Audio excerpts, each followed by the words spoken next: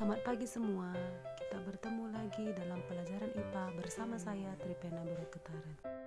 Yang menjadi materi kita hari ini adalah bab 2, interaksi makhluk hidup dengan lingkungan. Untuk memahami bab ini dengan baik, coba pahami lebih dahulu mengenai lingkungan dan melakukan pengamatan terhadap lingkungan. Pengertian lingkungan. Istilah lingkungan berasal dari kata environment yang memiliki makna the physical, chemical, and biotic condition surrounding an organism.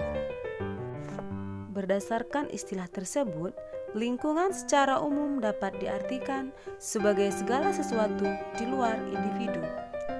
Segala sesuatu di luar individu merupakan sistem yang kompleks, sehingga dapat mempengaruhi satu sama lain.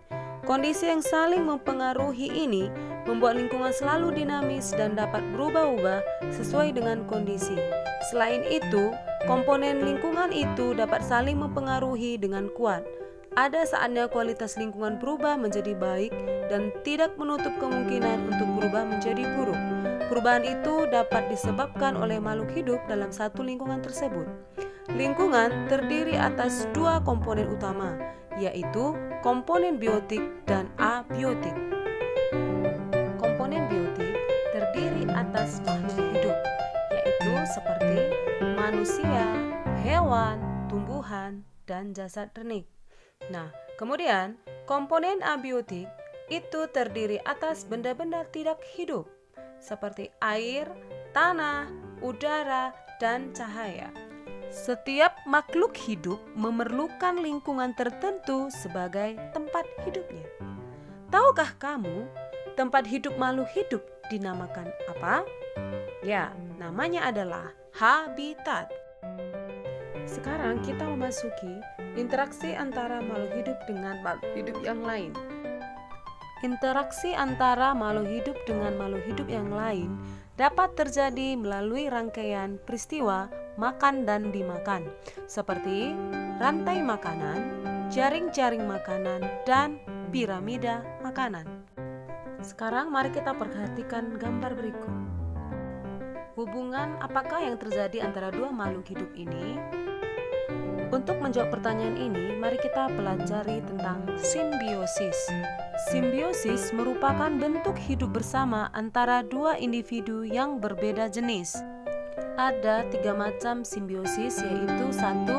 Simbiosis mutualisme merupakan suatu hubungan dua jenis individu yang saling memberikan keuntungan satu sama lain. Yang kedua, simbiosis komensalisme adalah hubungan interaksi dua jenis individu yang memberikan keuntungan kepada salah satu pihak, tetapi pihak lain tidak mendapatkan kerugian. Dan yang ketiga adalah simbiosis parasitisme, merupakan hubungan dua jenis individu yang memberikan keuntungan kepada salah satu pihak dan kerugian pada yang lain.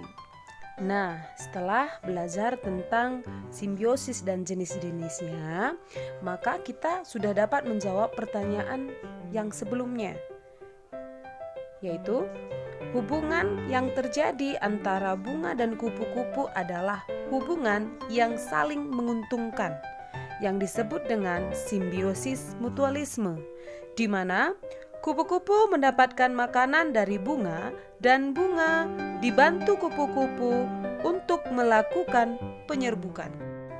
Bagaimanakah peran organisme berdasarkan kemampuan menyusun makanan? Berdasarkan kemampuan menyusun makanan, peran organisme dibagi menjadi 2, yaitu 1. Autotrof adalah makhluk hidup yang memiliki kemampuan mengolah makanannya sendiri, seperti tumbuhan. Yang kedua, heterotrof adalah makhluk hidup yang tidak memiliki kemampuan mengolah makanannya sendiri. Berdasarkan jenis makanannya, heterotrof dibagi menjadi 3, yaitu herbivora, karnivora, dan omnivora. Nah, cukup sekian pembelajaran kita hari ini. Sekian dan terima kasih.